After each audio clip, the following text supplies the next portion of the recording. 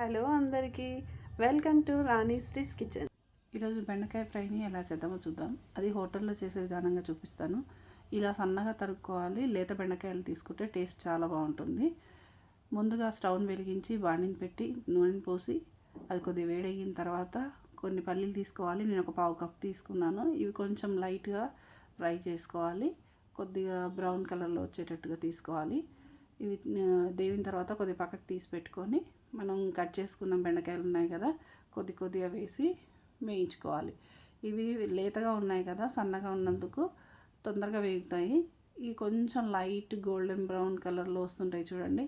ఇలా ఒకసారి మీరు చూడండి, ఒక్కొక్క ముక్కను తీసి చూస్తే కూడా మీకు అర్థమవుతుంది. మెత్తగా ఉందా గట్టిగా ఉందా తెలుస్తుంది మనకి. లైట్ కొంచెం మెత్తగా ఉండాలి.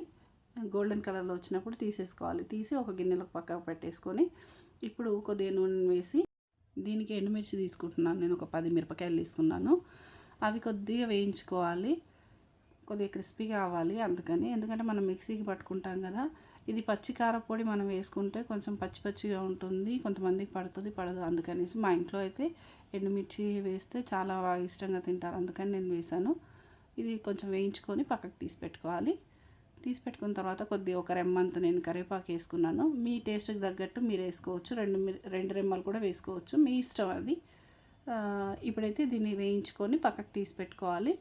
ఆ తర్వాత మనం ఇందాక వేయించుకున్న బెండకాయ ఉంది కదా, దాంట్లోకి ఎండుమిర్చి వెల్లుల్లిపాయ మిక్సీకి వేసుకోవాలి. ఇది మిక్సీకి వేసుకున్న పేస్ట్ ఉంటుంది కదా, ఇంతకు ముందు మనం వేయించి పెట్టుకున్న బెండకాయలో ఈ పొడి అంతా వేసి బాగా కలుపుకోవాలి. ఎందుకంటే స్పూన్తో కలిస్తే ఇది ముద్దగా ఉంటుంది కదా, సరిగా కలవదు. అందుకని కొద్దిగా పసుపు వేసి కొద్దిగా ఉప్పు వేసి దాన్ని కలుపుకోవాలి. అలాగే కొద్దిగా నేను టేస్ట్కి తగ్గట్టుగా ధనియా పొడి కూడా వేసాను, 1/2 స్పూను.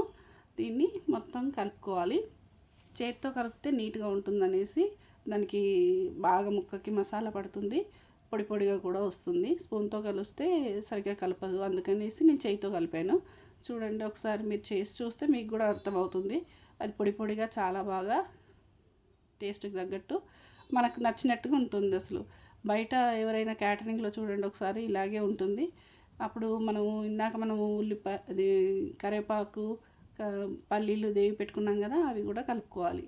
ఇలా చూడటానికి ఇంపుగా చాలా బాగుంటుంది. తినడానికి కూడా చాలా టేస్టీగా ఉంటుందండి. చూడండి ఒకసారి మీరు కూడా చేసుకొని, సూపర్గా ఉంటుంది. చాలా బాగుంది. మా అమ్మాయికి చాలా నచ్చింది ఇది, అందుకని చేశాను. మీకు కనుక ఈ వీడియో నచ్చినట్టయితే లైక్ చేయండి, షేర్ చేయండి, మా ఛానల్ని సబ్స్క్రైబ్ చేసుకోండి. Thanks for watching.